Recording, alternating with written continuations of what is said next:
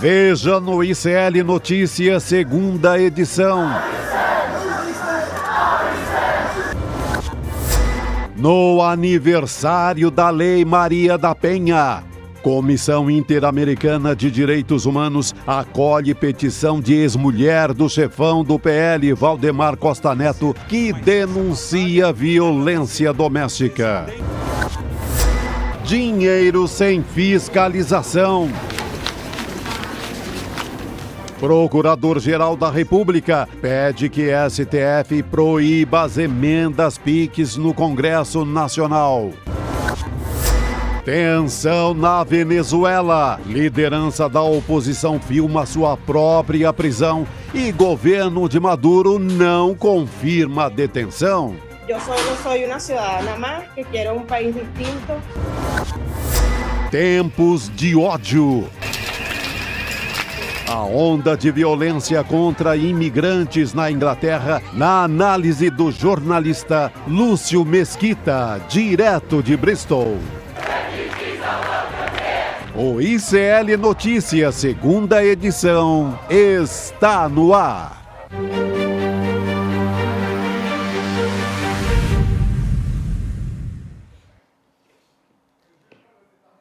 Olá, boa noite. Seja muito bem-vindo, seja muito bem-vindo. ICL Notícias, segunda edição, está no ar. Estamos ao vivo nos canais do Instituto Conhecimento Liberta, Eduardo Moreira no YouTube e também na POT TV no Rio Grande do Sul. Eu tô aí um pouquinho rouca por causa desse tempo seco, mas tô aqui firme e forte com os meus queridos Chico Sá e Rodrigo Viana. Boa noite, queridos. Muito seco, hein, Chico? Muito seco, rapaz. Esse negócio tá igual a minha terra. Não lá. há voz que aguente, né? Não há voz que baixíssima em São aguente. Paulo. Tá difícil. Mas a gente está firme aqui, inclusive, para comemorar mais medalhas do Brasil, né, gente? Nessas Olimpíadas. Teve mais. Agora a turma do skate. A turma do skate está arrasando. É, a Vamos turma combinar. do skate não tá fraca, não. Um bronze do Augusto Aquil, né? Bronze do Augusto. Eu aqui no gosto, skate quando park tem medalha masculino. do skate, eu fico esperando o pronunciamento da Luísa Erundina, nossa grande Erunda, que ela foi responsável em São Paulo, ela pega a prefeitura de São Paulo com uma herança maldita que era a proibição do skate. O skate era proibido em São Paulo por conta do Jânio Quadros. O Jânio Quadros havia proibido o skate aqui em São Paulo. Erundina é quem destrava tudo isso e quem incentiva o aprendizado e a prática do skate em São Paulo. Por isso que ela sempre vibra mais com as medalhas do skate. Tem uma imagem sensacional da Erundina ainda prefeita, com aquele jeitinho dela e tal, ali fingindo que vai subir em cima do skate. O microfone está funcionando bem agora, Gabi? Será? Não? Acho que agora sim. Tá tudo certo, tá tudo certo. A gente aqui... Por isso, ó, prefeito reaça é uma desgraça para qualquer cidade. Imagina o cenário, era proibido skate em São Paulo até outro dia. Aliás, sabe o que me lembrou? Vocês estavam falando da Erundina, né? Aquela imagem. Vocês lembram daquela fatídica imagem também do Serra subindo no skate? É uma imagem maravilhosa, né, também.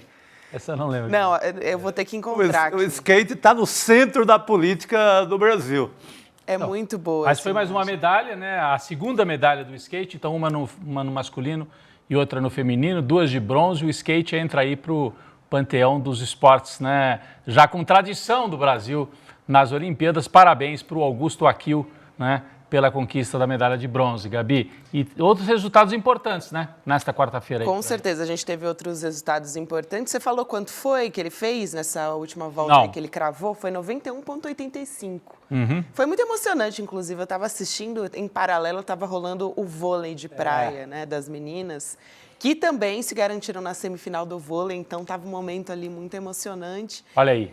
Ana Aí, Patrícia e Duda. Isso, Vão as pra duas. semifinal. A Duda As é a gigantas. melhor do mundo, né? Ana Patrícia, junto com ela, uma grande dupla que ganhou da Letônia também. E eram duas adversárias, assim, de peso também. Foi uma virada espetacular, Foi. né? Começa No primeiro perdendo. set, né, Chico? Porque no segundo elas chegaram Não foi já de arrasando. lavada, mas começa perdendo bem. Agora vamos pegar as australianas aí também. Eu mandei, inclusive, para nossa produção essa imagem do José Serra subindo no skate. A qualquer momento ela pode surgir aqui no nosso telão para dividir com vocês, né? Porque essas imagens são boas da gente recordar. Gabi, mas além de lembrar do Zé Serra, que acho que eu não quero nem relembrar essa imagem, não, tô brincando. Tem outro esporte que não é olímpico, que eu lembro do Zé Serra, é a bolinha de papel, né? Olha isso aí. É muito boa essa. Segura o homem. É aquela velha história, né? Em campanha eleitoral a gente vê de tudo. Mas o skate passa pela política não só de São Paulo, do Brasil inteiro. Desde essa polêmica com a Erundina, quando ela destrava, assim, quando ela faz a festa de quem praticava skate em São Paulo no finalzinho dos anos 80. Fim dos anos 80. Tem muito a ver com a liberdade urbana, com a juventude, né? Ocupar o espaço público e tal. Mas saindo do skate, do vôlei de praia para o atletismo, o Pio, né? O nosso medalhista, ganhou medalha em Tóquio e agora é um dos favoritos no atletismo, 400 metros com barreiras. Tomou um susto porque na eliminatória ficou em terceiro lugar na bateria dele e teve que aguardar as outras eliminatórias. Mas no final se classificou com quarto tempo, vai para a final, continua ali disputando uma medalha, é o quarto tempo dos 8 que vão correr na final. Então tem chance realmente. Tem chance. Muito bom, então. A gente teve tênis de mesa, quando a gente vai falar agora também, né, dos que não foram para frente, mas enfim, que fizeram uma temporada muito, muito boa aí nas Olimpíadas, o tênis de mesa masculino também, o Calderano, o Vitor Ishii, também o Guilherme Teodoro. Eles acabaram perdendo para a França no tênis de mesa masculino, então foi eliminado o time brasileiro, mas fica aí o nosso agradecimento, lógico, para os nossos atletas brasileiros, também na marcha atlética, olha, eu ia falar, marcha elétrica era boa, né? É porque eles estão o trio elétrico da Bahia, né? Já ia ser outra parada. Exatamente. O Caio Bonfim e a Viviane Lira, eles acabam em 7º lugar no revezamento misto. Na minha ignorância, eu não sabia que existia esse revezamento da marcha atlética, né? Correm homens e mulheres juntos. Interessante essa prova. Nós temos também o Isaías, que é outro favorito para a medalha. A canoagem, né? Desculpa, Isaquias Queiroz, que é outro favorito, né? Passando aí pelas eliminatórias, é outra chance grande de medalha. Chance real. E a Ana Paula também, né? Ela também se classificou para essas semifinais aí de canoagem. Muito bem, então o Brasil segue firme, vivo na canoagem. E agora, as meninas, acho que a grande atração nesses Jogos Olímpicos, a ginástica artística, né? Sem dúvida nenhuma. E a foto, né? Mais uma foto lindíssima. Olha aí, ó. A imagem das ginastas brasileiras ali no cenário dos Anéis Olímpicos de Paris. Belíssima foto, principalmente a anterior, né, em que elas estão dentro dos Anéis Olímpicos ali. Belíssima foto da equipe brasileira, vitoriosíssima, comandada, a gente pode dizer, pela Rebeca Andrade. Ela carregou o Brasil nas costas. Essa maravilhosa, icônica. Ela e Pelé agora na parada. Para começar qualquer discussão esportiva no Brasil, tem que começar com Pelé ou com a Rebeca, com um dos dois. E elas com as medalhas, né? Segurando as medalhas, essa foto icônica. Essa tá linda demais, né? Linda demais. E as medalhas que foram usadas, os bolsonaristas, eles não, além de não ajudar, ainda atrapalham, né? Então, cortaram verba de esporte, atrapalharam, acabaram com o Ministério do Esporte. Acabaram com o Ministério, né? Nem com a verba, acabaram com tudo. E agora estavam espalhando essa história de que os atletas iam ter que pagar uma taxação sobre as medalhas físicas. Sim. E que, além disso, a outra taxação, olha que absurdo, o Lula, o Haddad vão cobrar também uma taxa sobre o prêmio, porque são duas coisas. A medalha é uma coisa, é um objeto que a pessoa ganha, né? E que traz para o Brasil normalmente, sem pagar nada. Agora, o Comitê Olímpico Brasileiro paga um prêmio para os medalhistas e para as medalhistas. E aí os bolsonaristas, olha, é o Taxade, é o Lula taxando. E aí tem essa manchete do Globo, Gabi, mostrando que essa taxação olímpica, você pode até discutir, será que tem que ter taxação ou não? Mas existe há 50 anos. E o Bolsonaro cobrou na Olimpíada passada em Tóquio, porque não é ele que cobra, é a Receita Federal, é uma regra. Qualquer um paga. O COB, o Comitê Olímpico Brasileiro, até está discutindo com o Ministério da Fazenda, agora do Lula, se libera. tem até uma possibilidade. Mas é a lei aplicada a qualquer dinheiro. Isso. Senão, se você começa a separar, esse dinheiro aqui é disso, esse dinheiro é de não sei o quê, você causa uma confusão na alfândega, na Receita. Vamos cobrar de quem, né? É uma lei de cinquentenária, né? E ontem a gente aqui já falou desse assunto e teve postagem do ICL falando desse assunto em que a gente esclarecia. A Gabi abre aquela parte do noticiário de ontem falando assim, olha, é fake news que vai taxar as medalhas. Aí os bolsonaristas entraram, assim, um enxame, Gabi. Pega o lead, né? Dizer, vocês estão mentindo, taxam sim. 27,5. Aí tem que explicar para eles que isso existe há 50 anos. Foi na ditadura, aliás. Então, gente... Ditadura que eles elogiam bastante. E até a Receita Federal teve que fazer um comunicado oficial para desmentir esses picaretas do bolsonarismo que acabaram com o Ministério, acabaram com o financiamento de vários esportes e estão agora aí atrapalhando ainda quando o Brasil está lá disputando as medalhas. Mas o negócio deles é correr atrás disso tudo, né? De qualquer feito do governo do Brasil, para criar uma história ali no meio, para, primeiro, que não tem nada de patriota essa atitude deles, que coloca o Brasil lá atrás sempre, e é uma tentativa de mostrar alguma coisa que o Lula pode ter errado, porque não fizeram nada. Os caras passaram liso pelo governo.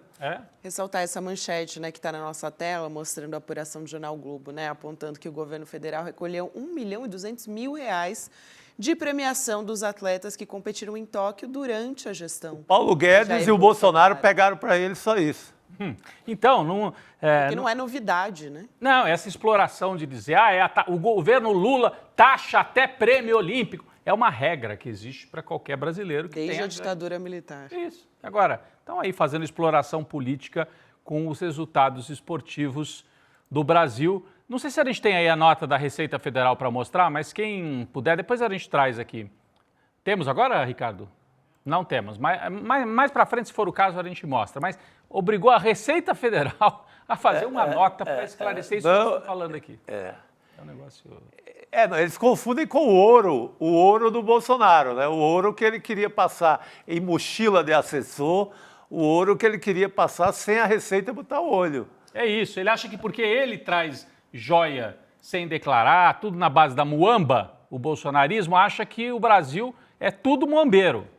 Não é assim. Eu vi um comentário no chat muito bom, não deu tempo de pegar o nome da pessoa, mas falando assim, quem gosta de medalha de ouro tem que tomar cuidado aí, né? Porque é o Bolsonaro que gosta de ouro, então tem que tomar cuidado na volta aí dos atletas pro Brasil, porque o homem quem derrete, gosta de ouro aí bicho é perigoso. É a família Bolsonaro. Fazendo uma piada aqui no nosso chat, né? Lembrando o caso das joias sauditas. Agora, Rodrigo, a gente tem, você estava comentando aqui, né? Só para não deixar passar também, a Receita Federal se manifestando a respeito das medalhas olímpicas, né, isentas de impostos. Talvez a gente não tenha o print aqui agora, mas basicamente ela vindo a público dizer que as medalhas olímpicas, troféus, qualquer objeto, né, que seja comemorativo, que seja recebido num jogo, num evento esportivo, né, oficial, estão isentas de impostos federais, segundo estabelece... As medalhas, né? Os objetos. Exato, os objetos. Por isso que eles frisam isso, né? Quaisquer objetos comemorativos recebidos. Segundo estabelece a lei tal, enfim, daí eles explicam direitinho, é uma lei de 2007 e também segundo uma portaria do governo federal, e os prêmios recebidos em dinheiro, aí sim são tributados. Então, eles pegam e fazem ali, né, uma especificação exatamente, olha, gente, o objeto não é taxado, o que é taxado é o prêmio que é recebido em dinheiro. Então, só aqui para deixar mais do que claro, né, passar um pente fino dessa informação aí da Receita Federal. Mas o bolsonarismo é esse inferno, obriga a gente, né, que quer falar das conquistas brasileiras, tem que ficar explicando o óbvio, que qualquer um que receba dinheiro no Brasil, a não ser sonegador, gente que faz rachadinha e que guarda dinheiro em cofre e que não declara venda de imóvel e compra mansão irregularmente, a não ser esses, os outros pagam imposto, viu, bolsonaristas? Então, é normal, o atleta ganha a medalha, não paga imposto, mas o prêmio, se ele ganhar um prêmio em dinheiro, vai pagar. A gente pode até ver, o Brasil pode ver se aprova uma regra específica para deixar de pagar, mas a regra é a mesma para todo mundo. É complicado, imagina, qualquer atleta, se eu sou sonegador, eu vou procurar os atletas do Brasil inteiro, que são muitos, passa a ser a melhor maneira de lavar dinheiro do mundo. Então, é complicado você estabelecer uma lei para os atletas, então, depois o comerciante vai querer também, todas as categorias vão querer, né? Vão querer. Exceções, aí você vai abrindo exceções, né? É difícil. Então, medalha, taça, ouro de conquista não é taxado. É o que está aqui. Eu estou com a nota da Receita Federal, esclarece. Além de medalhas, os atletas podem também receber remunerações pagas pelo Comitê Olímpico, federações, clubes, empresas e patrocinadores. Isso é tributado como qualquer outra remuneração de qualquer outro profissional, desde que seja um valor superior ao da faixa de isenção do imposto de renda, 2 salários mínimos. Trata-se da mesma norma aplicável a todos os trabalhadores brasileiros. A Receita Federal não pode dispensar o pagamento, pois isso somente pode ser feito por meio de lei aprovada pelo Congresso Nacional. É a nota oficial da Receita Federal para dizer para os bolsonaristas: vão cuidar de outra coisa, vão trabalhar um pouquinho pelo país em vez de espalhar mentira também na Olimpíada. É isso. Boa. Agora, falando de Olimpíada, vamos voltar para as boas notícias? Bora. Posso? Eu vou aqui para o telão. Vamos, né? A gente precisa de boas notícias. É isso, também. né? E tivemos, né, bons resultados e tivemos um perfil assim diferente nas medalhas no Brasil nesta Olimpíada. Fazendo aqui um balanço. Até agora, 15 medalhas para o Brasil. 14 já no quadro de medalhas e a 15ª, que é a medalha do futebol feminino, que ainda não foi entregue, mas vai ter. Ou é prata ou é ouro. Então, de 15 medalhas brasileiras, 10 vieram das mulheres. 10. De 15 medalhas, 10 vieram de mulheres. Eu vou repassar aqui. As 4 medalhas da ginástica, uma medalha do surf, uma medalha do skate para uma mulher, a do boxe para uma mulher, 2 medalhas do judô e a medalha do futebol feminino. Então, completam-se 10 medalhas, né? E podem vir mais aí, hein? Nós temos mais 3 aí que podem vir. A Ana Marcela, da maratona aquática, o vôlei feminino e o vôlei de praia feminino. Então, por enquanto, 2/3 das medalhas são das mulheres brasileiras. E quando nós vamos para as medalhas de ouro até agora, as 2 são de mulheres brasileiras negras. A Rebeca Andrade, né?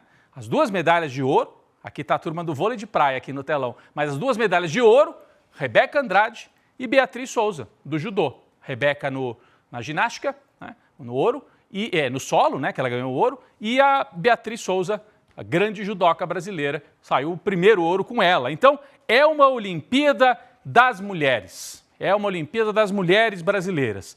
E, além dessas que a gente já mostrou aqui, e do vôlei de praia, e do vôlei feminino, que está dando um show, foi para a semifinal, o futebol feminino, né? A gente comemorou demais desde ontem, essa comemoração se expandiu ao longo das horas, né?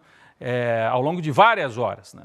O time teve 2 vitórias contra favoritas, ganhou das donas da casa e depois ganhou da Espanha, campeã do mundo, nos 2 jogos sem a Marta que está suspensa desde a primeira fase, no jogo com a Espanha, inclusive, né? Ela foi expulsa. Então, o Brasil jogou 2 jogos sem a sua principal craque e aí fez um jogo mais coletivo, um jogo em que o segundo, principalmente, 4-2, deixou as espanholas desnorteadas e, inclusive, gerou uma atitude estranha da principal craque espanhola, que declarou depois do jogo, a Geni, né, é o nome dela, declarou depois do jogo que perdemos para um time que nem jogou futebol. Ela achou que o Brasil jogou na retranca. Fez 4 gols jogando na retranca, então. E ela deu essa declaração, Gabi, colocou no Instagram dela e aí chamou para a briga, né, entre aspas. Os brasileiros e as brasileiras entraram, deu um enxame no Instagram da atleta espanhola, dizendo: você está desrespeitando o futebol brasileiro, está desrespeitando as atletas brasileiras. E aí foram ali para responder que os brasileiros invadem as redes da jogadora espanhola que criticou a seleção de futebol feminino. Mas deixa ela criticando, ela está fora da final e o Brasil vai para a final contra os Estados Unidos. E aí, falando sobre o time de futebol feminino do Brasil, a Miri Lacombe, que o Chico Sá conhece bem, né? Grande cronista esportiva, né? Escreveu um belíssimo artigo tentando fazer assim, da onde vem esse time de futebol feminino consistente do Brasil que chega à disputa da medalha de ouro? E aí, a manchete que ela traz, ela escreve dizendo que o futebol feminino deve muito à estrutura montada no Corinthians. É um longo trabalho que começou em 2015, quase 10 anos, quando o Corinthians resolve investir em futebol feminino e traz um time que já existia, que era o Audax, monta o time feminino do Corinthians. No começo jogava ali no Parque São Jorge, né, o antigo, no clube, né, no antigo campo do Corinthians. Aí a gente pode ir para a página seguinte, né? Ali foi só o começo, o futebol feminino começava. Em 2016, o Corinthians formou um grupo de estudos para entender mais sobre o futebol feminino. Uma pesquisa descobriu que a torcida do Corinthians tinha mais mulheres do que homens. Foi uma surpresa. Depois, o grupo entendeu que as mulheres não eram retratadas na história do clube. E aí passou a ver como prioridade investir no futebol, já que tem tantas torcedoras também corintianas que acompanham o futebol. Vamos para o próximo trecho do artigo da Mili Lacombe, em que ela vai, né, traçando toda essa trajetória. Aí, gente, eram jogos com 30, 40, 50 pessoas assistindo ali no estádio pequeno, no campo, dentro do clube do Corinthians, mas aos poucos foi se profissionalizando. Veio a Cris Gambaré para coordenar o time do Corinthians. Veio o Arthur Elias como técnico do time do Corinthians. Depois, patrocínio. Depois, as conquistas. O Corinthians foi ganhando um título atrás do outro. E esta comissão, Cris Gambaré como coordenadora e Arthur Elias como técnico, hoje, não por acaso, estão na seleção feminina, lá nas Olimpíadas, disputando a medalha de ouro. Vamos adiante, então, porque houve outros momentos importantes. Veio o movimento Respeita as Minas. Em campo, os resultados já eram excelentes. E aí começou uma cobrança. Escuta, respeita as Minas, elas querem jogar no estádio, na arena do Corinthians. Ah, mas será? Vai atrapalhar o gramado? Vai ficar vazio o estádio? Olha, Gabi, começou devagar, mas hoje os jogos do Corinthians no feminino lotam a Arena Corinthians, né? E aí elas são chamadas de as Brabas, né? E conquistaram esse direito. E quando o Cuca foi trazido para o Corinthians masculino, houve um movimento que partiu das jogadoras, das torcedoras e da comunidade corintiana, muitos homens também, mas foi importante ter esse núcleo feminino ali dentro do Corinthians. Tudo isso é uma história do futebol feminino no Corinthians e que desemboca depois na seleção feminina. Isso tudo eu não estou trazendo aqui da minha cabeça, eu não sei todos esses detalhes, é dando crédito a Mili Lacombe, jornalista que conta essa história importante, dá o contexto, né? O Brasil vai jogar uma final, pode ganhar, pode perder, as norte-americanas são fortíssimas, mas tem uma história aí, olha, 10 anos pelo menos, do Corinthians e vários outros clubes, não foi só o Corinthians, mas o Corinthians acho que teve uma estrutura e uma história um pouquinho mais longa e isso ajudou a seleção brasileira de futebol feminino nas Olimpíadas. É porque costuma ser no Brasil assim, uma televisão aposta ali 2, 3 anos, um clube contrata e aposta uma temporada. O Corinthians manteve isso como uma política mais firme. E a gente tem que lembrar, Gabi e Rodrigo, que o futebol feminino no Brasil foi proibido no Estado Novo, pelo Vargas, ficou proibido até 79, até quase agora. Era proibido porque o decreto do Vargas dizia que não era compatível com a natureza feminina e etc. Por aí. Era uma coisa meio vaga. Aí alguns clubes desobedeciam, algumas mulheres desobedeciam, graças a Deus. Em 65, a ditadura proibiu mesmo. Proibiu mesmo. Aí não era mais nada como vago, não. Aí era proibido o futebol feminino no Brasil. Em 79 cai a proibição e começa a ser praticado ali lentamente. E essa história do Corinthians é muito importante dentro desse contexto. Estamos falando de 50 anos, né, Gabi? É pouco tempo, né? É pouquíssimo tempo, mas é impressionante, né, como o movimento das mulheres, tudo isso que a gente está vendo agora é fruto da luta das mulheres. Né? Inclusive, sim. Em todos os âmbitos e no esporte não é diferente. A própria Mili Lacombe sempre foi uma dessas vozes fundamentais no jornalismo esportivo, né, uma das pioneiras, está aí até hoje. A Karina Almeida, aqui da nossa produção, ela também está super antenada, né, em tudo sobre os Jogos Olímpicos aqui. E ela ressaltou, Rodrigo, também que, além de tudo, é a primeira vez na história que há um número igual de homens e mulheres competindo nos Jogos Olímpicos e Paraolímpicos. Em 2024 agora, a gente está falando, então... Nossa, importantíssimo. Pela primeira vez, olha primeira vez. Na delegação brasileira, 55% de mulheres. Então, dos 277 atletas, olha só, que representam o país em Paris, 153 mulheres. Então, 55%. Na última foi 47%. Então, olha aí, mais um avanço aqui que a Karina traz pra gente. Gabi. Você tem colunistas como a Mili Lacombe, pioneira, comentaristas, narradoras, né? Então é legal. E você... Eu vi gente falar, a gente não está acostumado ainda com mulher. Vai acostumar, já acostumou. Eu, assim, tenho uma narradora que eu gosto muito ali no futebol, né? Que tem um pique, assim. Enfim, não vou aqui citar nomes específicos. E queria agradecer a minha irmã, estamos falando das mulheres, a minha irmã que me mandou esse artigo. Falou, olha só que legal esse artigo. Muito bom, muito bom. Heloísa, minha irmã, falou, olha aí. Esse artigo aqui conta uma história bonita sobre o futebol feminino. E de ontem também, a Mili, eu não consigo, né, porque a Mili, ela é maravilhosa, mas ontem ela também escreveu um artigo, ainda falando das mulheres nas Olimpíadas, Rodrigo e Chico, falando, eu achei genial, assim, porque ela diz o seguinte, né, que as mulheres elas ensinam, né, o amor entre as mulheres. Em Paris, as mulheres ensinam a amar. Aí ela fala sobre mulheres que não querem que outras sejam criticadas, que elas sejam secadas. A Raíssa Leal não queria porque são amigas dela. A própria Simone Biles também, amiga da Rebeca, as duas, uma torcendo pela outra ali. Então, esse espírito ali de coletividade entre as mulheres que existe, todo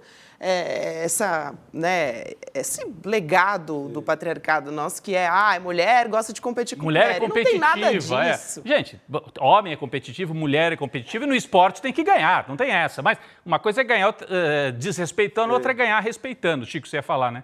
Não, a gente ia falar da Mili, reforçando isso. Leiam Mili Lacombe, porque é bom todo dia, na verdade. Todo dia. Muito todo bom. Dia. Muito bom. E eu estou lembrando da cena no handball feminino. A jogadora brasileira que carregou a jogadora de Angola. A jogadora de Angola torceu o joelho, caiu no chão. Não tinha maca, eu não sabia, ou pelo menos não apareceu a maca. A jogadora brasileira, fortíssima, carregou a colega angolana e tirou de quadra. Bom exemplo. Né? É um exemplo importante. Olha, a gente continua aqui olhando para as Olimpíadas, o Brasil continua olhando para as Olimpíadas. Daqui a pouquinho nós vamos mudar de página. Acho que essa semana ainda, né? Vamos até o final da semana olhando bastante para a Olimpíada. Daqui a pouco nós vamos começar a olhar para as eleições, gente. Né? Essa semana já tem debate eleitoral. O Brasil vai sair da pauta das Olimpíadas, daí mergulha definitivamente nas eleições. Amanhã tem debate eleitoral em São Paulo e em outras capitais. E aí mistura eleição, mistura Venezuela. Eu achei interessante. O Guilherme Boulos foi entrevistado. E perguntaram para ele, claro, sobre Venezuela. E ele saiu com uma posição bastante crítica ao Nicolás Maduro, inclusive usando a nota do partido do PSOL. O Boulos falou o seguinte, olha, vamos aguardar, mas ele disse que a Venezuela não é o modelo democrático preferido dele, Guilherme Boulos. E cobrou transparência na divulgação dos resultados. Estou falando do candidato da esquerda em São Paulo, PSOL. Movimento, né? Veio do movimento dos trabalhadores sem teto. Boulos diz que Venezuela não é o seu modelo democrático e cobra transparência. Ele falou, vamos aguardar, se não aparecer mesmo, se for uma eleição que não tem esclarecimento, aí não vai dar para dizer que é democracia mais na Venezuela. Usou essa frase. Então, o Boulos se colocou de maneira bem enfática em relação a isso, Chico. E eu acho que vai ser um tema que vai ser explorado durante mais um tempo, depois vai mudar também, porque as pessoas vão querer debater os temas e as necessidades das suas cidades. A gente continua olhando para a Venezuela com alguma preocupação. Eu sempre lembro, é claro, debate sobre democracia, autoritarismo, mas eu acho que a gente não pode ficar só nisso, porque na Venezuela a oposição não tem essa prerrogativa de falar em nome da democracia, uma oposição autoritária, uma oposição golpista. Então, a gente tem que prestar atenção no que está acontecendo na Venezuela, mas olhar também o grande jogo, a geopolítica. Hoje mesmo uma cena que deve arrepiar o pessoal dos Estados Unidos, né? Navio de guerra da Rússia chegando lá na Venezuela. A gente até separou a imagem aqui, essa imagem circulou nas redes. Na Venezuela eles estão usando muito. E esta imagem desse navio de guerra russo chegando à Venezuela, talvez explique um pouco por que os Estados Unidos tiraram o pé. A gente falou disso já aqui. Iam reconhecer a oposição como vitoriosa? Não, vamos esperar um pouquinho. Né? No meio da eleição lá dos Estados Unidos, com os russos mandando navio lá para a Venezuela e com o Maduro dizendo, se forçarem muito a mão, eu entrego os poços de petróleo para a Rússia e para a China explorarem. Então, é uma guerra grande. Estados Unidos não estão preocupados com a democracia na Venezuela.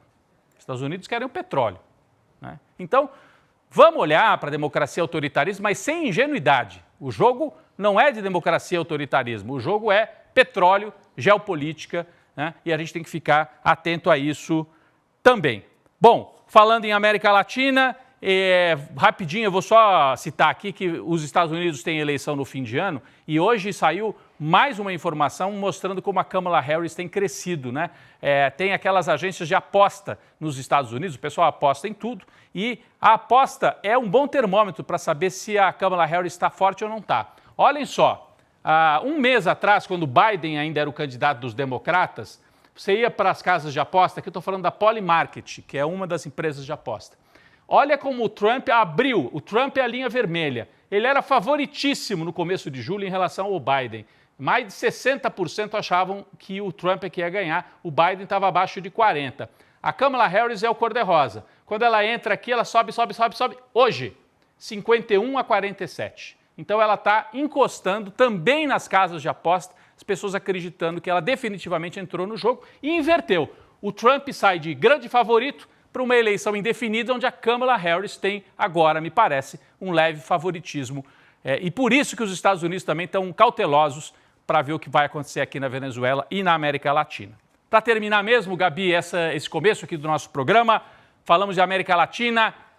Dia 13 de agosto vai para Cuba, Eduardo, o documentário do ICL, gravado em Cuba pela nossa equipe, o Eduardo Moreira caminhando, passeando, entrevistando, conversando com as pessoas, trazendo um pouco do clima e do dia a dia do cotidiano de Cuba. Ali, ó, aqui nós temos algumas das imagens, entrevistou o presidente cubano, o Díaz-Canel, entrevistou a Leida Guevara, entrevistou o Frei Beto, que é um brasileiro que conhece Cuba, conheceu o Fidel Castro, era muito próximo. Frei Beto vai ser entrevistado, direção do Maurício roteiro, né, do Maurício Arruda, direção da Juliana Baroni. Dia 13 de agosto você assiste online, terça-feira que vem, 8 da noite. Você assiste, é de graça, só que você tem que se inscrever por esse link, icln2.com.br. Você digita e aí você recebe um link para entrar e acompanhar o documentário. Vai para Cuba, Eduardo. O Eduardo foi, a equipe do ICL editou e você vai assistir no próximo dia 13 de agosto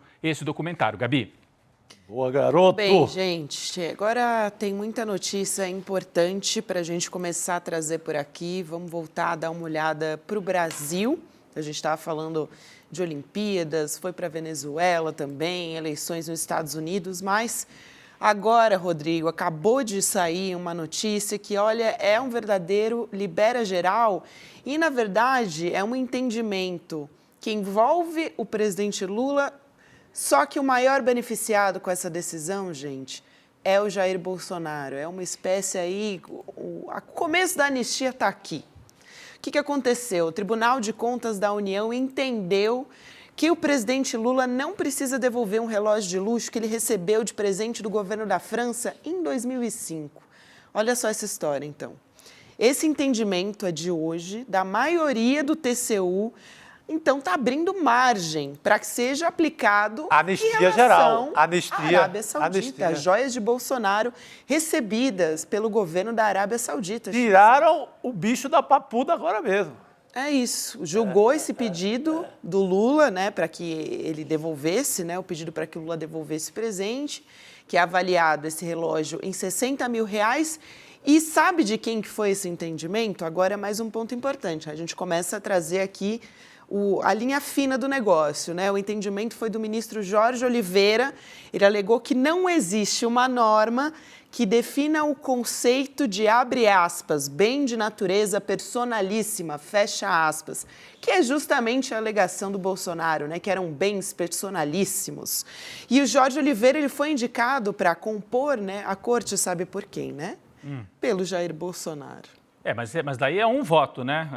A gente já sabe como é que foi a votação, Gabi? Sim, então, ele foi um ministro, né, que encaminhou esse. Teve esse entendimento e aí prevaleceu. Só que, no caso, a gente está falando da maioria do TCU, né? Uma decisão que foi da maioria do TCU. E você agora libera geral, porque uma coisa aí tem um novo entendimento, Lula vai lá, devolve o relógio que está com o patrimônio, está no palácio, está lá, está com o patrimônio público. Não foi um relógio que foi vendido em casa, em joalharia dos Estados Unidos, lá na Califórnia, em Miami, etc., ou em Nova York. É um relógio que está lá, ia ser devolvido pronto. Tem nova regra, e está dentro do patrimônio, ela já está dentro do patrimônio público. Outra coisa é você anistiar toda essa muambaria toda, que rendeu muita grana para a família Bolsonaro, em nome disso. Mas é aquele acordão que a gente vem avisando aqui. É um acordão, exato. Tem um acordão em andamento e vai ser para livrar Bolsonaro não só disso, para livrar Bolsonaro de tudo. Vamos chamar a Heloísa Vilela para a nossa mesa aqui, ela que estava de férias, já tinha muita gente perguntando, cadê a Heloísa Vilela? Elô Vilela chegando para conversar com a gente logo sobre essa bomba que está caindo sobre a gente nesse começo de noite. Elô, boa noite. Boa noite, pessoal. Pois é, volta difícil essa, né? Porque a decisão do TCU foi bem complicada. O juiz relator disse que existem 3 posições diferentes, né, nesse julgamento, né? E a que prevaleceu com 5 votos foi essa que disse que o TCU não tem uma regra específica para presentes, então não são eles que têm que julgar. Mas o relator disse que sim, que quem recebeu presentes tem que devolver, só que a regra existe desde 2016 para esses presentes chamados personalíssimos. Então que ela deveria ser aplicada no caso do Bolsonaro, mas não deveria ser retroativa. E uma terceira posição que foi apoiada por por apenas um juiz, que foi ele que se pronunciou, dizia que devia ser retroativo, todo mundo que ganhou devia devolver e pronto. Então você tem aí 5 votos, deixando claro que o Bolsonaro vai se livrar dessa história se forem mantidos esses entendimentos, 2 dizendo que tem que devolver desde 2016 para frente e 1 dizendo que é para todo mundo devolver. Eu queria só fazer mais uma pequena diferença. Esse Cartier que o presidente Lula ganhou não foi um presente do governo da França, foi um presente do fabricante, da Cartier mesmo, tá? Não sei se isso quer dizer alguma coisa, se não quer, porém, existe aí alguma diferença. Importante, Elô, você dizer isso. Um esclarecimento que eu acho importante a gente fazer aqui também, né, Elô, e você pode ajudar a gente. O relator desse caso é o ministro Antônio Anastasia, né, Rodrigo? Sim. A gente debatia Estava lendo aqui, até peço desculpa que eu estou de cabeça Não, baixa. imagina. Estou ouvindo a Elô e lendo, porque a notícia, porque a notícia agora há pouquinho. Estourou agora. Mas o pessoal sabe que a gente está aqui apurando a todo momento, né? Então, é o ministro Antônio Anastasia o relator desse caso, né, Elô? E ele entendeu que o presidente não precisa devolver o presente. Agora, todo mundo está apontando justamente o nome do ministro, e eu estava ressaltando aqui o Jorge Oliveira, justamente por ser o indicado do Jair Bolsonaro, né? Então, queria aqui que você ajudasse a gente a entender aqui a notícia esse que eu cenário. tenho, desculpa, Gabi. Claro, Mas eu posso até ler junto com a Elô talvez tenha mais informação. Então, Oliveira, indicado por Bolsonaro, argumentou que não há norma que defina o conceito de bem de natureza personalíssima. Com esse entendimento, esse ministro do TCU propôs que até que haja lei específica, não é possível definir que os artigos recebidos possam ser classificados como bens públicos. Portanto, não haveria necessidade de devolução à União. A posição dele foi acompanhada por 4 de 8 ministros que votaram. Então, aí se consolida essa maioria que você falou, a partir do entendimento puxado pelo Jorge Oliveira. Seria um terceiro entendimento. Mas foi o entendimento. Agora, o que interessa é que esse aqui foi o vitorioso. De 5 de 8 aqui ficaram com esse entendimento. E isso favorece também, e principalmente o Bolsonaro. Não favorece o Lula. Eles estão aproveitando, botam o Lula para Lula estava fora da legislação, que era até 2016. É um caso de 2005. É feito totalmente para anistiar o Bolsonaro. Porque você anistia o Bolsonaro citando o Lula junto. E agora, eu acho que não... Vai lá, Elô, desculpa. Fala, Elô. Na verdade, foi um caso que foi apresentado por um deputado do PL, o Sanderson, justamente dizendo que antes de julgar o caso do Bolsonaro, tinha que julgar esse do Lula, que é mais antigo, e ele conseguiu, então, passar na frente com o caso do Lula, e o triste é não apenas um juiz indicado pelo Bolsonaro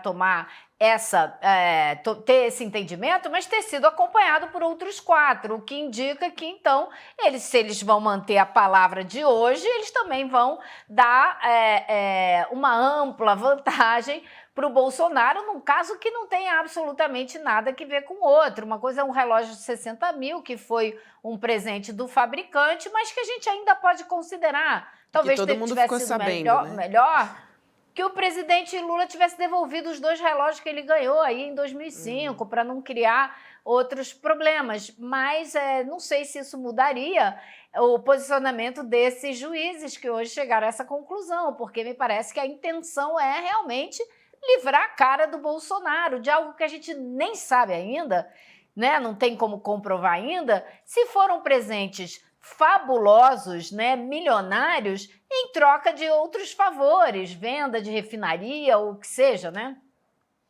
Elô, e tem também o Jorge Oliveira, né, que é esse ministro, ele propôs também, nesse entendimento dele, a criação de uma lei, né, que regulamente essa história, então, esse tema. Ele defende que, sem legislação, não é possível definir os presentes recebidos durante o mandato como bens públicos. Agora, tem Essa história está muito mal contada, né, gente? Eu acho que nós temos que ouvir um advogado. Temos que ouvir. Exato. Agora, eu estou cheio de dúvida. Por exemplo, o Lula vai lá, embora o relógio dele não esteja dentro da legislação, que é até 2016, ele devolve. Aí eu pergunto, e como o Bolsonaro vai devolver? Ele já vendeu, isso já foi caracterizado como lavagem de dinheiro, já foi definido como crime de lavagem de dinheiro, já foi definido como associação criminosa, ele se junta a outras pessoas para mandar esse patrimônio que seria público para fora do Brasil, é vendido em joalharias de Nova York, fora do Brasil. Então, ele transformou o que seria do patrimônio público em um produto de roubo, porque ele fez que saísse do Brasil e foi vendido lá fora. E o dinheiro já foi embolsado. A minha pergunta é, e agora? Então não é crime? Vai deslavar o dinheiro? Então, olha, Chico, foi interessante. Elô, o advogado Joaquim Palhares, que eu conheço há muitos anos, escreve aqui, viu a gente falando aqui, escreveu, e disse o seguinte, cuidado, a decisão não liberou nada. Decisão do TCU não vale mais que Constituição. Muito boa. Além do mais, diz o advogado Joaquim Palhares, Bolsonaro não tem como devolver todos os bens, já que alguns foram vendidos, como acabou de dizer aqui o Chico Sá. O melhor é mesmo chamar um especialista nesse tema, conclui aqui o Palhares que está nos ouvindo. Bolsonaro torrou todas as joias.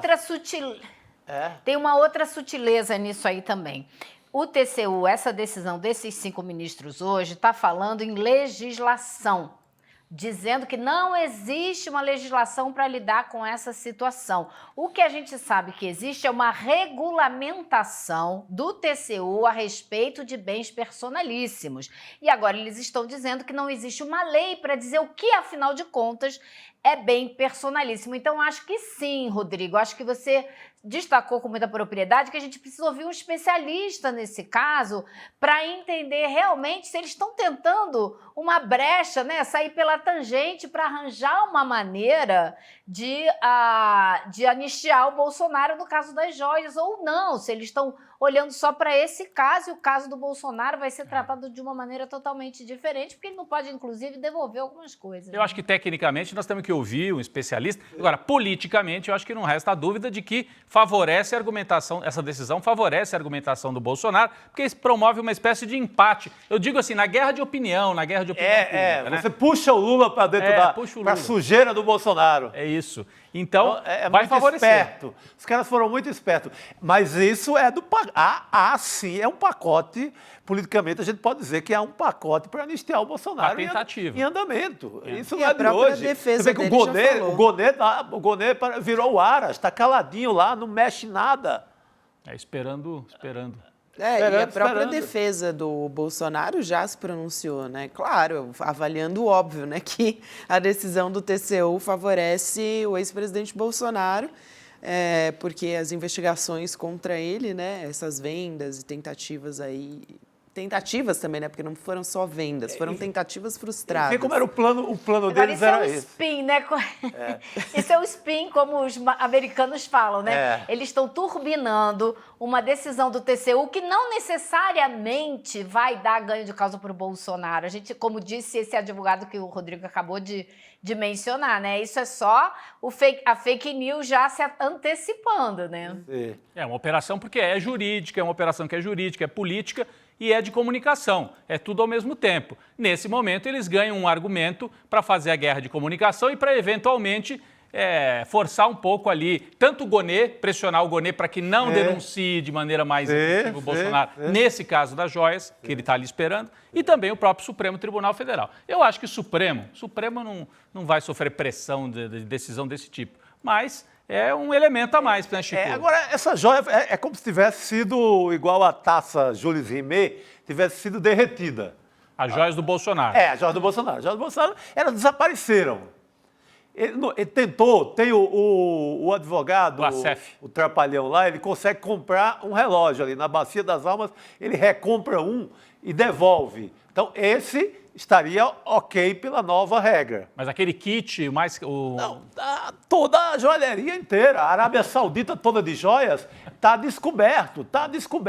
Foi vendido, foi torrado em Nova York. Virou dinheiro.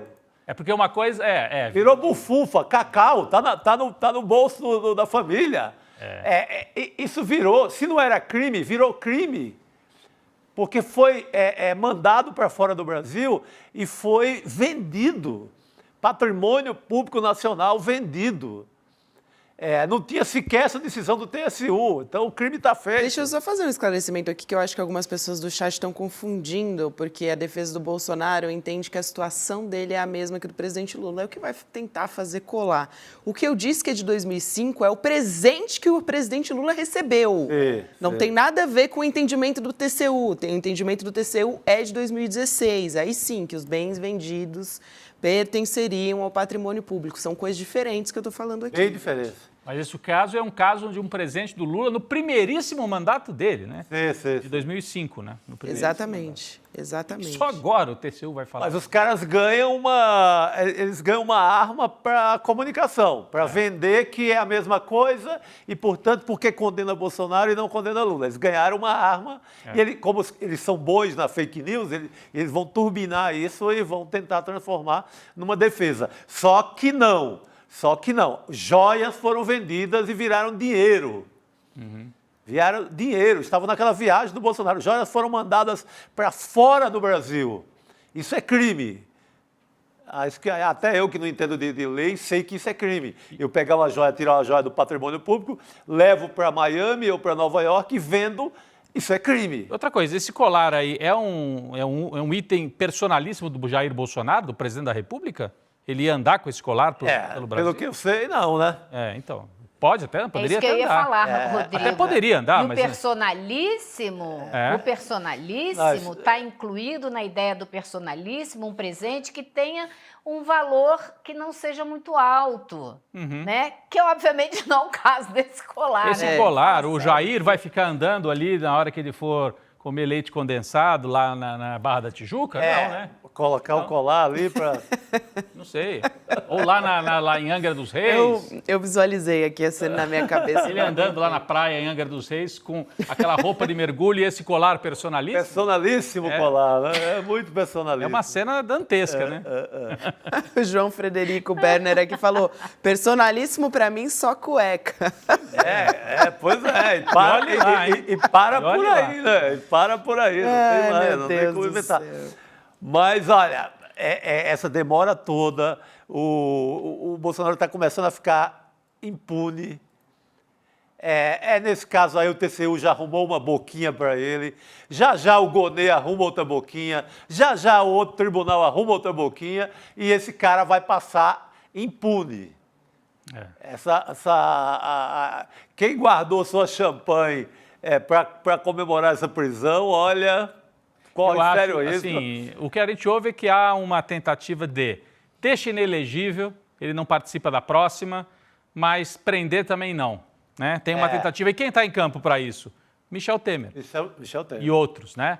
E aí ele já tem outro candidato. Eles não precisam, essa coisa do inelegível não é um prejuízo tão grande para eles. Agora, já tem o Tarcísio. Vai ficar feio para a justiça se eu boto 17 anos de cadeia para a dona Fátima de Tubarão e 0 para o inventor do golpe, que foi o Bolsonaro. Que foi o Bolsonaro. E será que vale também para o general Heleno e para o Braga Neto, né? Pois é, porque eles criaram o golpe e levaram aquelas pessoas a cometer aquele ato de terrorismo. Devem ser presas. Não estou defendendo a anistia para a dona Fátima de Tubarão. Tem que ir para a cadeia, tem que cumprir.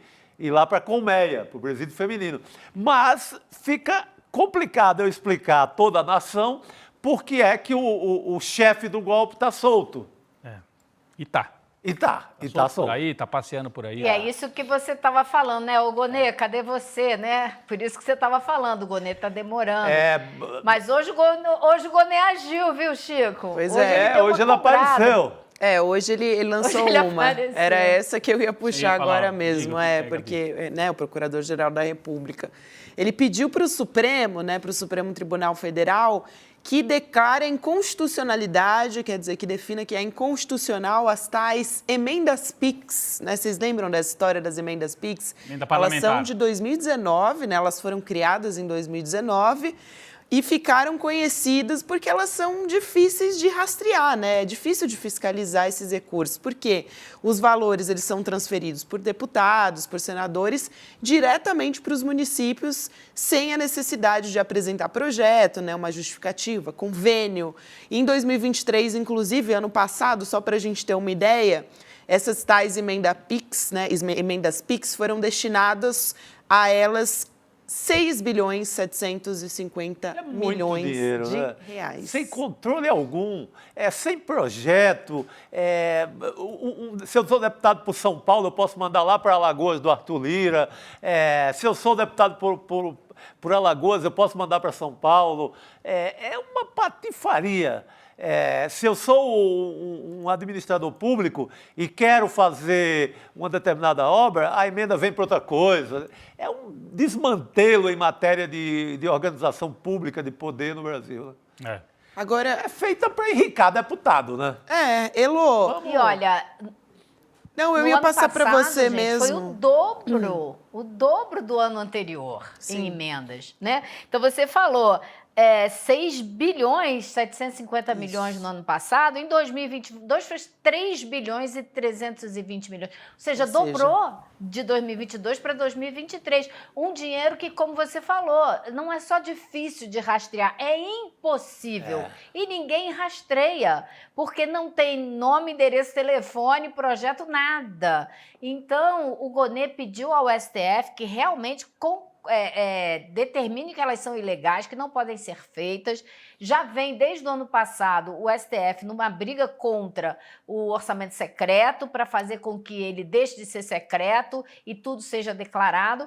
Então, hoje o Gonê fez esse pedido. Vocês lembram que na semana passada a gente disse que o Dino fez uma audiência de conciliação, né? Trouxe advogados da Câmara, do Senado, e conversou sobre isso, estabeleceu uma série de regras e quer saber para onde foi esse dinheiro que passou, esses 6 bilhões e tanto aí. Ele quer uma discriminação desses gastos. Então, o Gonê hoje, ele disse que esse tipo de emenda, ela fere pelo menos 7 aspectos da Constituição, sem falar de desvio de recursos, porque ninguém sabe para onde vai o dinheiro. Você também tem aí o princípio da transparência, a população fica sem saber, sem ter o direito de saber para onde o dinheiro que a gente paga em imposto está indo, sem contar que você também não pode fazer política pública. Se você determina programas de saúde, educação, diretrizes gerais para o país, você não pode implementar porque os senadores e deputados estão mandando a verba para onde eles bem entendem e não precisa nem ter projeto. Então, assim, acho super importante. Agora, acho que isso faz parte também de uma briga maior, né? Uma briga política maior, que é para tentar moralizar esse assalto do Congresso sobre o orçamento federal. Assalto, a palavra é assalto, Elô. E o Flávio Dino foi muito corajoso nessa atitude, porque é um momento de conflito de Arthur Lira, um pouco Pacheco com o STF, tem aquela ameaça de caçar membro do STF com a eleição para o Senado em 2026. Então, o Flávio Dino toma essa atitude, belíssima como homem público que pensa no orçamento do país, num momento delicado, num momento de conflito com o Congresso, né, Elô? Então, importantíssimo. Tomara que vá adiante. Nisso, o Gonê acerta, faz muito bem em tomar essa decisão. Já não era sem tempo, né? Elô? Mas a gente continua esperando que ele comece com os processos do 8 de janeiro em cima de quem mandou, né? Por favor. Isso aí continua bastante quietinho, né? Continua na mesma, por enquanto. Elô, quero trazer um outro caso aqui, que você que trouxe pra gente, né? Inclusive em primeira mão. Hoje é o dia em que a Lei Maria da Penha completa 18 anos, né? A maioridade da Lei Maria da Penha, gente, importantíssima, né? Uma lei, inclusive, que tem sido muito atacada pela extrema-direita, pela personagem, né, que originou essa lei, que deu a origem a essa lei, que é a Maria da Penha, que quase morreu, enfim, foi violentada pelo marido dela na época. E a Comissão Interamericana de Direitos Humanos acolheu, né, uma petição que foi apresentada pela defesa da ex-mulher do Valdemar Costa Neto, que é a Maria Cristina Mendes Caldeira. E a Maria Cristina, nessa petição, ela está acusando o presidente do PL, o Valdemar Costa Neto, de agressão física e de ter também declarado de forma irregular que o apartamento onde os dois moravam era sede do Partido Liberal. Elô, eu queria entender melhor essa história. Tem um desentendimento em relação à divisão dos bens, mas acho que o mais importante dessa história, claro, é o simbolismo, né, da agressão física, que ela está fazendo essa denúncia agora justamente no dia da maioridade da Lei Maria da Penha, né? Justamente, Gabi, ela faz a advogada apresenta o caso da ex-mulher do Valdemar de uma maneira bem ampla. Então, assim, violência física, violência patrimonial, violência psicológica, o volume de processos na justiça que ele abriu contra ela. Inclusive, tem um agora nos Estados Unidos. Ela fugiu para os Estados Unidos com medo das ameaças que sofreu aqui, foi dirigir Uber nos Estados Unidos para sobreviver. E agora está sendo processada lá também por difamação e o processo está correndo. E essa advogada, então, entrou com a petição há coisa de 2 meses na Comissão Interamericana de Direitos Humanos, apresentando todo esse caso e mostrando como ela não tem conseguido o amparo da justiça para se proteger de tudo isso. E aí ela conta, tem até uma foto curiosíssima na petição que me chamou a atenção, porque ela diz que quando ela saiu de São Paulo para morar com o Valdemar, que casou com o Valdemar, veio morar em Brasília, ela deixou o apartamento dela, foi morar com ele nessa casa onde ela ficou, e depois que teve a violência contra ela, a agressão física, ele saiu de casa e ela ficou.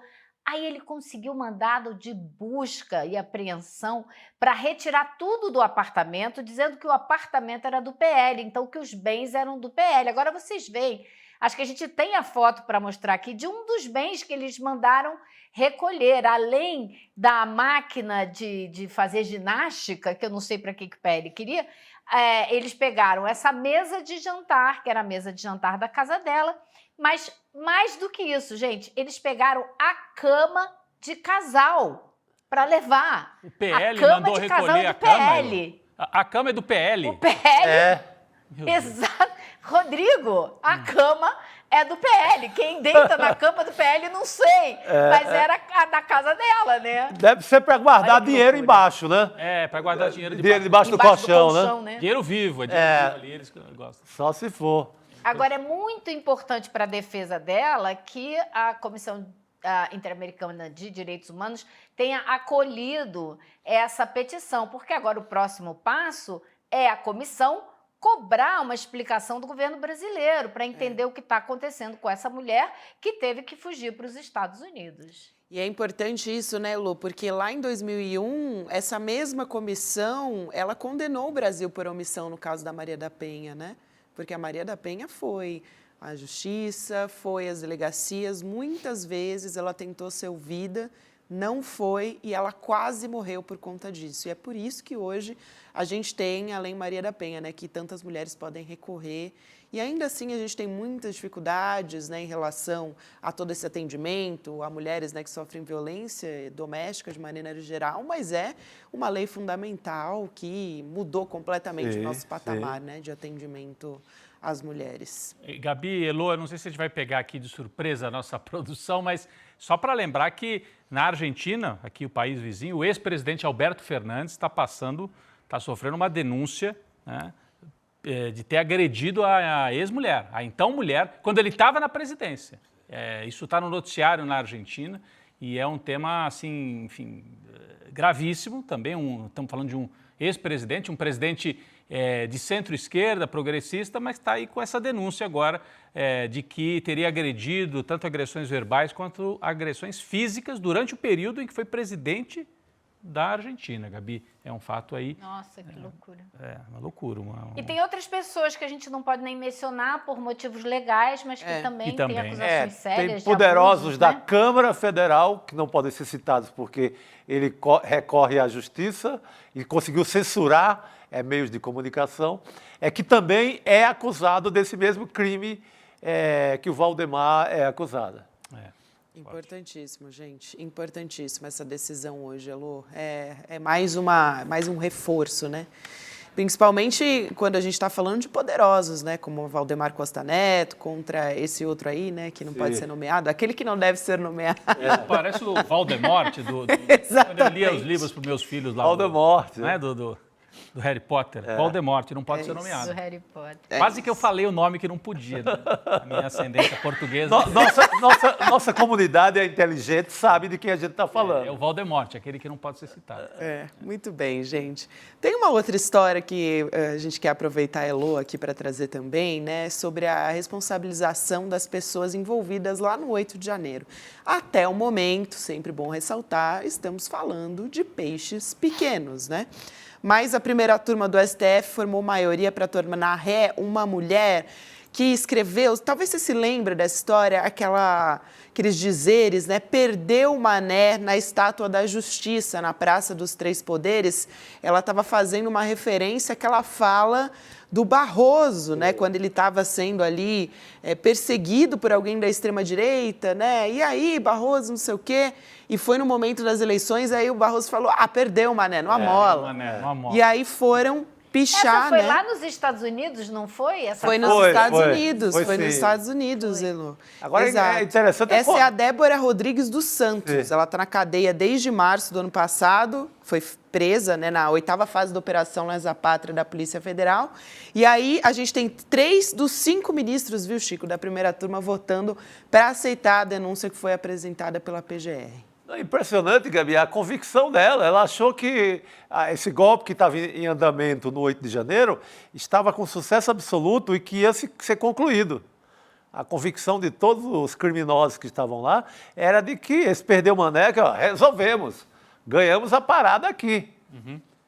Eles estavam achando que era aquilo, né? Que iam retomar o poder e o Bolsonaro ia seguir mandando no Brasil. Agora, quem atiçou a população e essa turma contra os ministros do STF, contra a justiça brasileira? Quem comprou briga o tempo todo e ficou desafiando os ministros do STF? Não fui eu, não foram vocês, né? Sim. Foi Jair Messias Bolsonaro. Sim. Então ele deveria estar respondendo por isso, não só ela também, porque não tinha nada que fazer isso com um patrimônio público, com uma estátua que fica lá na Praça dos Três Poderes.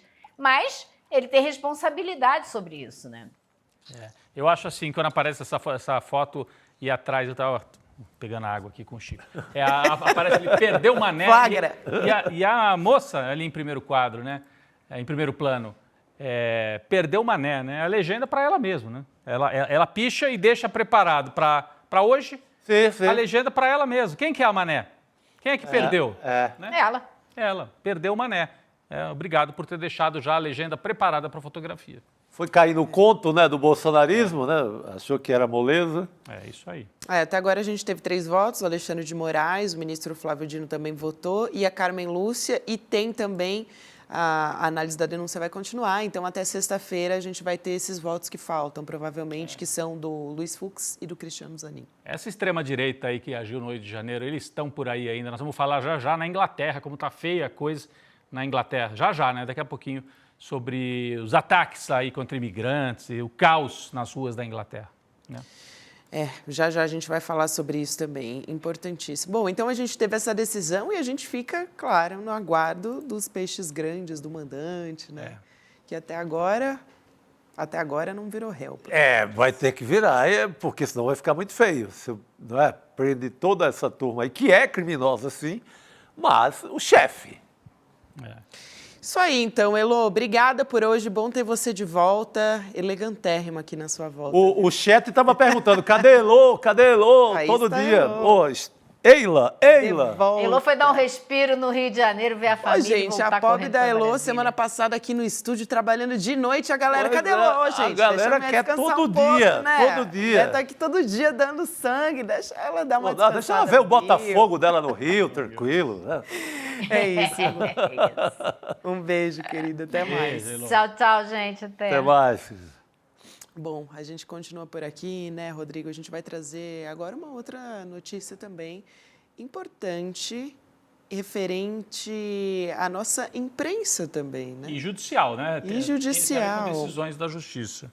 Pois é, o Tribunal de Justiça do Tocantins decidiu, hoje, né, essa história, retirar do ar um site de notícias, o Diário do Centro do Mundo, decisão que está acontecendo depois de um processo que foi movido por uma deputada estadual, a Janá Valcari, que é do PL, e ela também é pré-candidata à Prefeitura de Palmas. Olha só, no Tocantins. Então é uma bolsonarista do PL que pediu para retirar do ar um site, o Diário do Centro do Mundo, DCM, que é dirigido pelo Kiko Nogueira, jornalista Kiko Nogueira, que muitos aqui da nossa comunidade devem conhecer. Ele estava no ar, Gabi, quando recebeu a informação, porque tem o site e tem o canal DCM.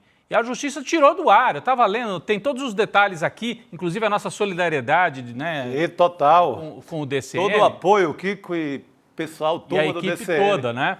E a matéria do ICL, se você quiser mais detalhes, tem uma matéria aqui no site iclnoticias.com.br que explica. A Justiça do Tocantins, Gabi, disse assim, não conseguimos citar o site porque eles queriam tirar do ar uma matéria específica que fazia referência a essa deputada.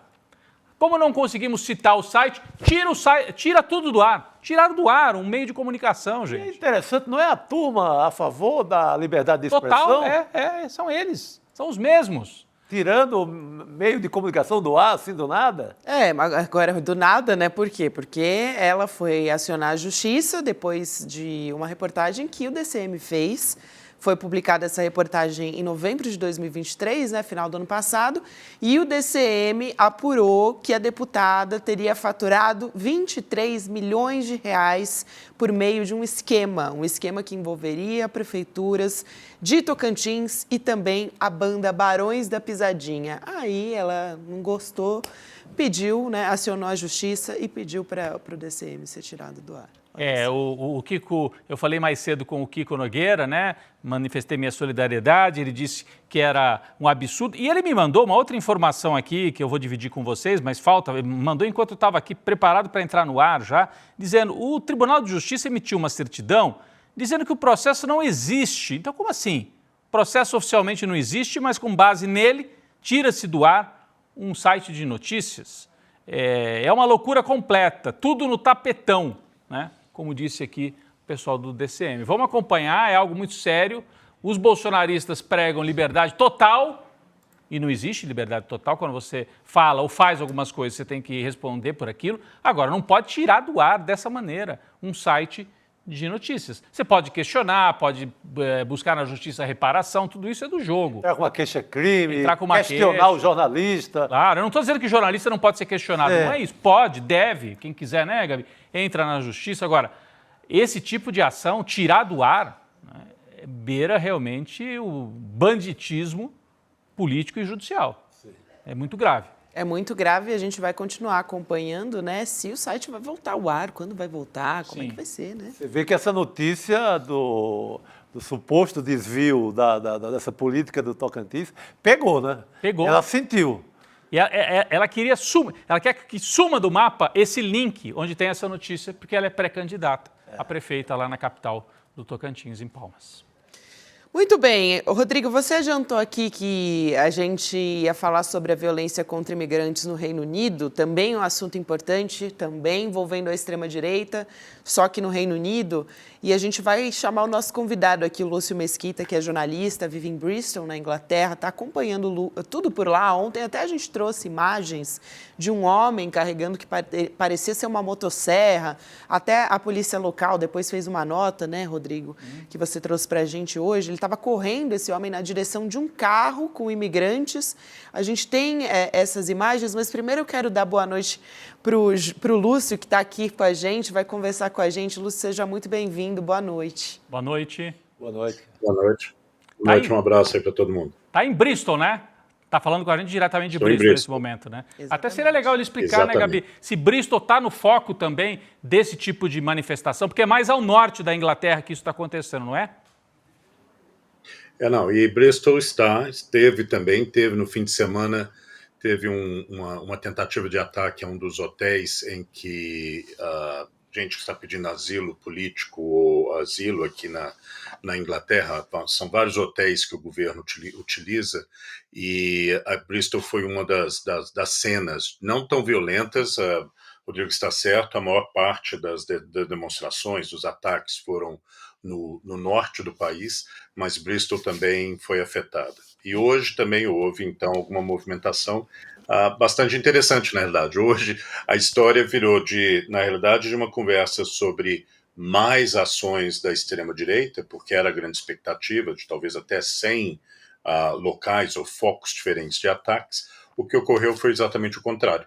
O que a gente teve aqui em Bristol, mas teve também em Birmingham, teve em Londres, em várias cidades do país, Newcastle no norte, no nordeste, na realidade, da Inglaterra.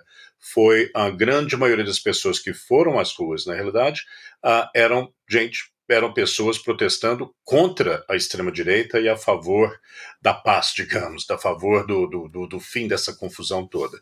E, na realidade, o número deles era muito maior. E, com isso, ou os da extrema-direita foram para casa quietos, porque não se viram na minoria, ou simplesmente era muita conversa de que queriam fazer algo, e também, claro, com a enorme presença da polícia. E um outro detalhe, hoje também, 3 dos primeiros presos nos primeiros ataques foram já condenados à prisão. Então isso talvez possa estar sendo útil para o governo, uma forma das pessoas pensarem um pouco mais antes de irem para as ruas e tentar atacar imigrantes ou destruir partes das cidades. Chico. Lúcio, essa reação foi muito rápida, né?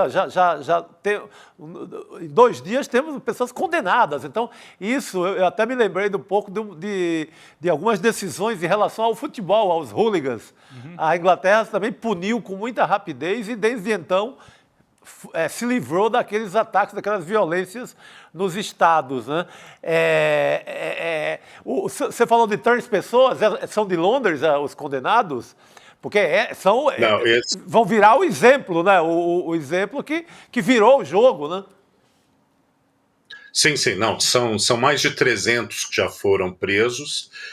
Claro, vão esperar. Existe um processo, isso também não é na base do pega, prende e condena. É um processo. Essas são as pessoas que já aceitaram, né, o que existe um processo na Inglaterra, o processo é um pouco mais complicado do que o nosso no Brasil, tudo na Inglaterra é um pouco mais complicado do que o resto do mundo, então tem estágios diferentes. Mas basicamente, quando você é preso e acusado pela polícia, você tem a possibilidade de dizer sou culpado ou não sou culpado, sou inocente. Aí se você se diz culpado naquele momento, aí um juiz pode rapidamente determinar qual vai ser a prisão, a pena, o que for. Claro, se dizer inocente, não. Esses foram casos, inclusive, que tiveram ataques aos policiais, e aí filmados e tudo mais. Não teria forma Não teria nenhuma como se livrar, né? pessoas não foi comigo. Então, reconheceram e, enfim, tem todo o processo. Vai ter muita gente que vai falar, não tinha nada a ver com isso, e vão a tribunal e tudo mais, ao processo normal. Mas o que talvez seja uma grande diferença, talvez não tivessem esperado, é que o atual primeiro-ministro, que mal começou no cargo, o Keir Starmer, ele foi diretor de uma espécie do que seria uma espécie do procurador-geral da República Brasileira, seria o equivalente aqui. E quando houve os distúrbios, quando aconteceu em 2011, na realidade um processo em relação à morte de um negro em Londres, que desencadeou também uma série de protestos violentos no país, ele tinha esse cargo. E foi ele que fez isso, de colocar, promotor 24 horas por dia, um processo bem rápido de processar toda aquela papelada toda aqui do processo de justiça e andar mais rápido. Então, ele está usando a mesma tática agora também.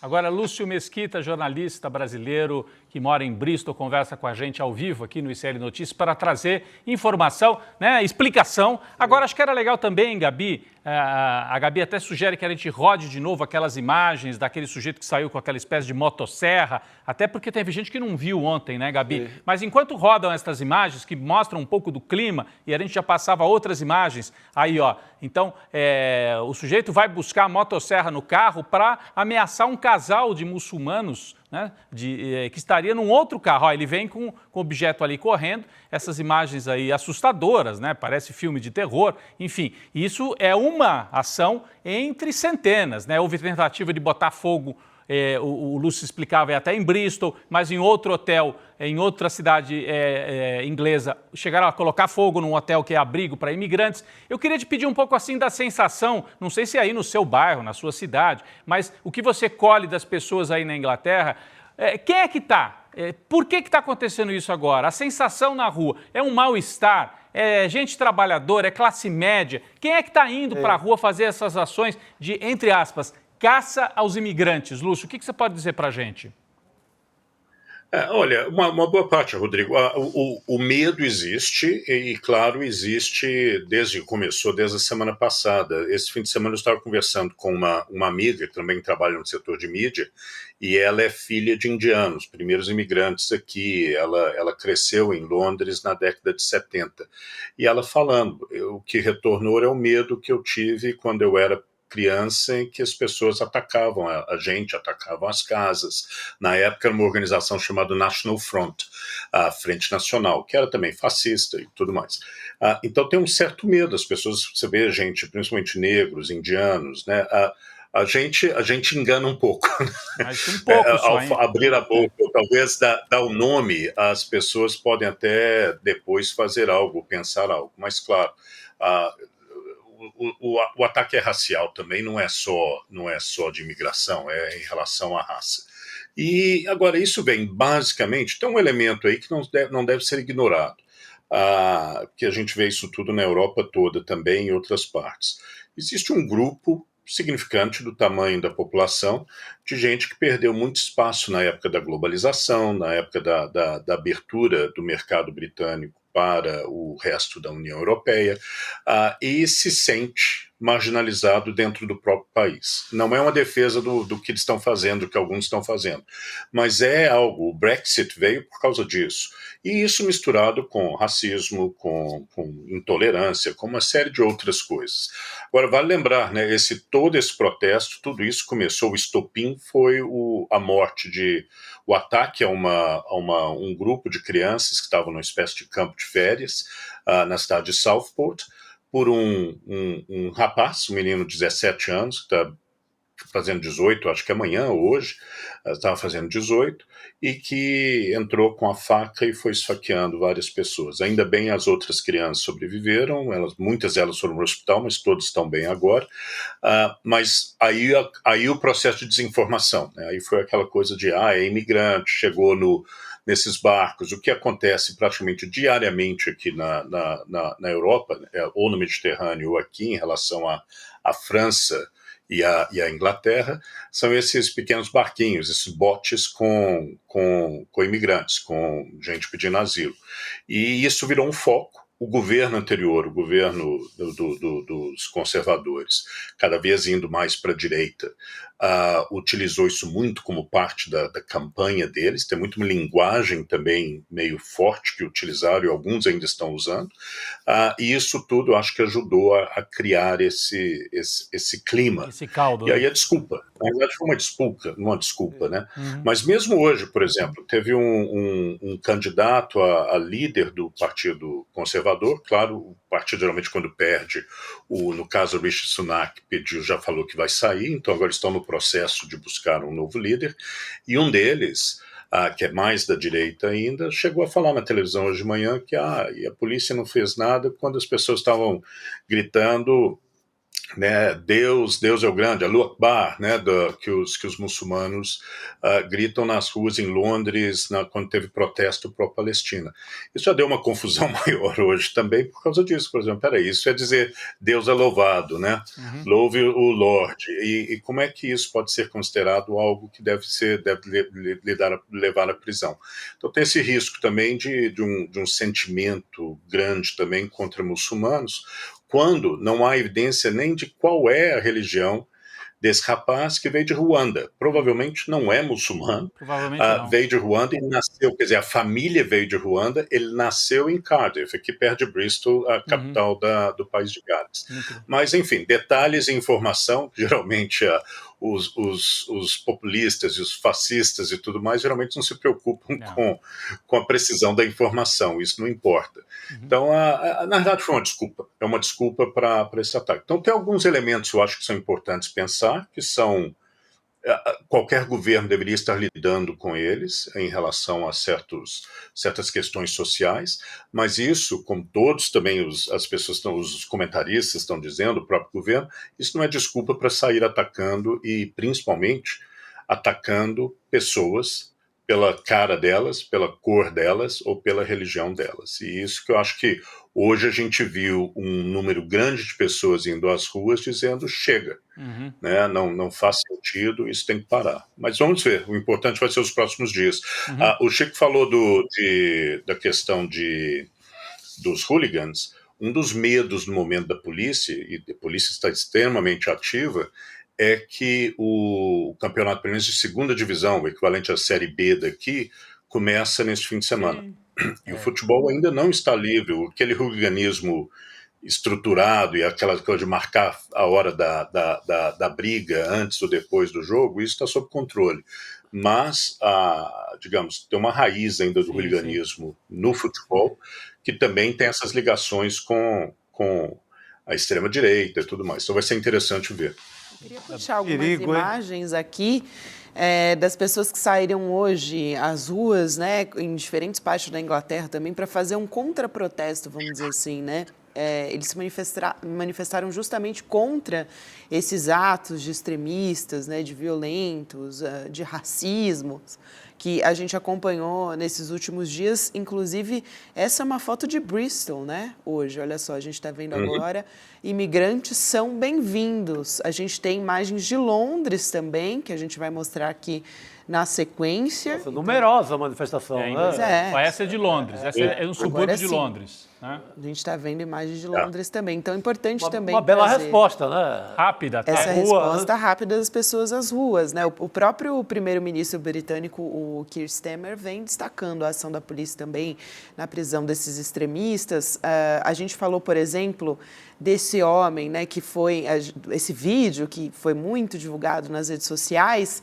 A polícia de Manchester, por exemplo, ela fez um comunicado até nas redes sociais contando que pode ter prendido, né? É um suspeito, pode ser este homem que apareceu nas imagens. Essa imagem que nós mostramos agora há pouco. Exatamente. Então, eles dizem o seguinte, fomos informados desse vídeo que circulou nas redes e tal, se aproximando de um veículo com um aparador de cercas vivas na noite de segunda-feira, que é uma espécie de motosserra, né? Eles foram bem específicos no que ele estava usando. E aí eles dizem, ontem à noite, terça-feira, portanto, prendemos um homem na faixa dos 30 anos por suspeita de desordem e continua sob custódia policial. Então, a gente teve uma resposta também nesse sentido, mas acho importante, né? A gente já vai ter, daqui a pouquinho, a gente já está chegando aqui ao final, mas eu queria ouvir o Lúcio sobre essa resposta também das pessoas, que foi uma resposta rápida, sim. E para mostrar também que as pessoas não estão num estado também só de medo ou de letargia com o que está acontecendo, né? Existe uma resposta. Acho que isso é importante. Tá a pergunta da Gabi, Lúcio, fica aí. E eu queria só acrescentar mais uma, se você puder, rapidinho no seu fecho aí. Tem algo assim coordenado que vocês percebam, que a imprensa, que alguém perceba, uma extrema-direita coordenada insuflando pelas redes sociais esses acontecimentos? Ou foi algo que explodiu desse descontentamento que você já falou aí, uma classe trabalhadora que ficou sem emprego e que acha que perdeu demais com a globalização? Primeiro, a sua pergunta, totalmente coordenado.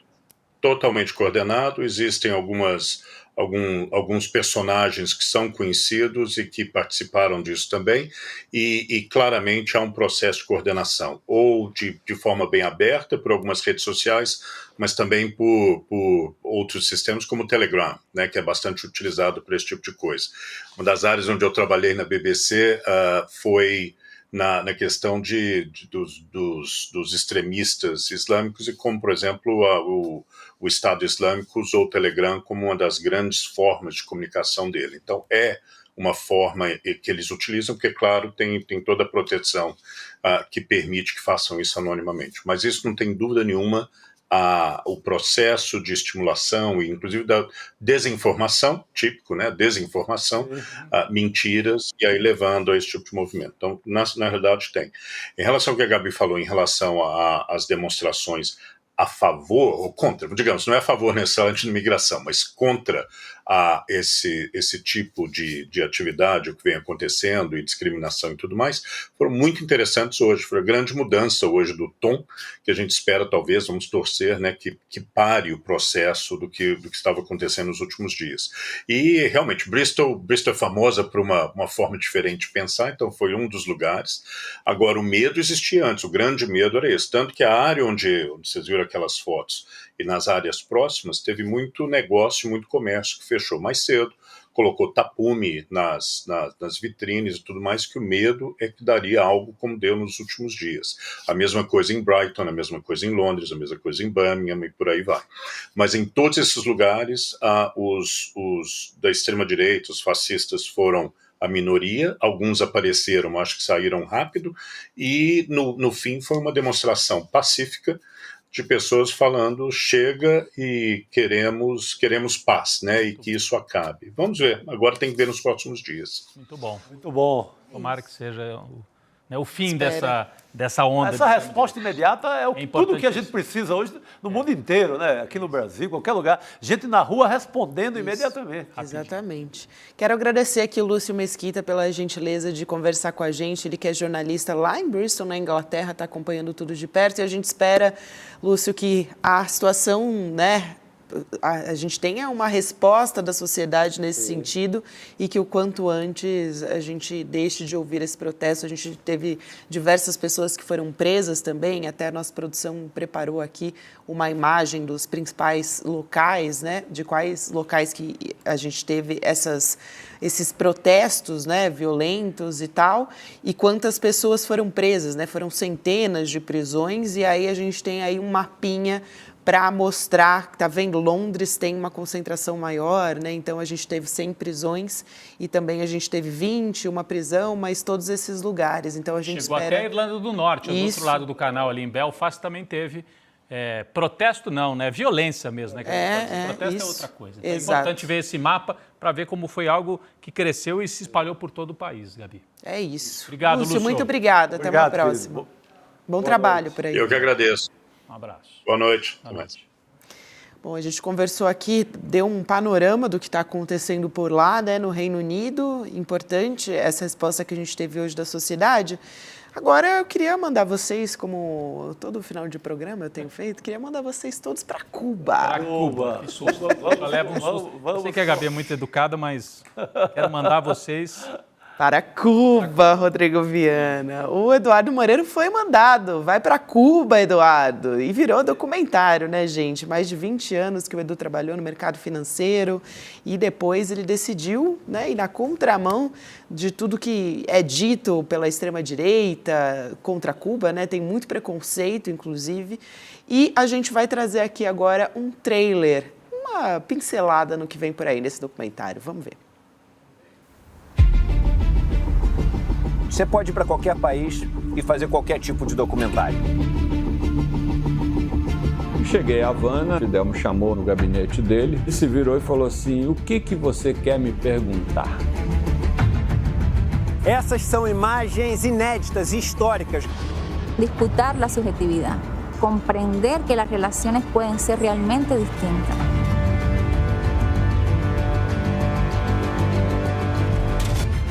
Siempre se habla de los que se van de Cuba, pero no se habla de la mayoría, que son los que se quedan viviendo en Cuba. Nosotros tenemos una cultura de la resistencia y de la emancipación, pero hemos generado una cultura de la solidaridad. ¡Patria o muerte! El verdadero revolucionario tiene que tener una gran capacidad para amar, porque si no tienes esa capacidad para amar, tú no puedes entregar tu vida a una causa. Un 30% de las medidas que Estados Unidos impone a Cuba se le impone a cualquier país latinoamericano y no hay gobierno que aguante.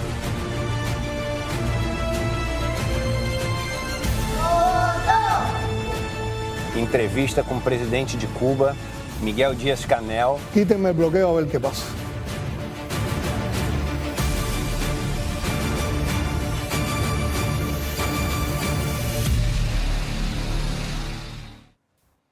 Muito bem, gente. Então a gente quer convidar todos vocês, vem com a gente para Cuba. Vamos todos para Cuba assistir esse documentário que vai ser exibido online gratuitamente, mas você precisa fazer a sua inscrição para poder acompanhar essa estreia, que vai ser no dia 3 de agosto, portanto, terça-feira que vem, 8 horas da noite. Garante lá o seu ingresso para acompanhar essa sessão de cinema, documentário com a gente, cln2.com.br. E dessa vez, gente, realmente não vai ter replay. Então, assim, ó, para assistir... Aproveita, é agora, é agora. É agora ou nunca. Vamos nessa, então, que agora tem provocação histórica. O Lindener Pareto, nosso querido Lindener, vai entrevistar o historiador e professor Luiz Marques a partir de agora. Capitalismo e catástrofe ambiental. Evitaremos a destruição do planeta? Uma discussão importantíssima, né, da gente acompanhar. A partir de agora, hein? 7h30, só continuar aqui no link com a gente. Boa noite, Chico Sá, boa noite, Rodrigo Viana. Gabi, amanhã Rodrigo. estaremos aqui, firmes e fortes. Espero que amanhã com uma voz um pouco mais firme e um pouco mais Gabi. forte. É, porque hoje você falou algumas vezes, eu falei, não vai sair, mas saiu. Não vai sair, mas saiu. Saiu, chegamos até o final. Todo mundo forte. Tchau, gente, até amanhã. Cruzou a reta final. Entre a utopia e o inferno. Essa é a situação de um país que desperta tantas paixões, amado por tantos, odiado por outros. Estamos falando de Cuba. No dia 13 de agosto, uma terça-feira, às 8 horas da noite, o ICL, Instituto Conhecimento Liberta, tem o prazer de lançar o seu primeiro documentário internacional. Uma superprodução. Vai para Cuba, Eduardo! Dos mesmos montadores de Lei da Selva e Tropa de Elite 2, do mesmo roteirista brasileiro que concorreu ao Oscar, um filme que vai ficar marcado para sempre na sua cabeça. Não perde não, é uma exibição única. Chame seus amigos e amigas para assistir também. Dia 13 de agosto a gente está junto.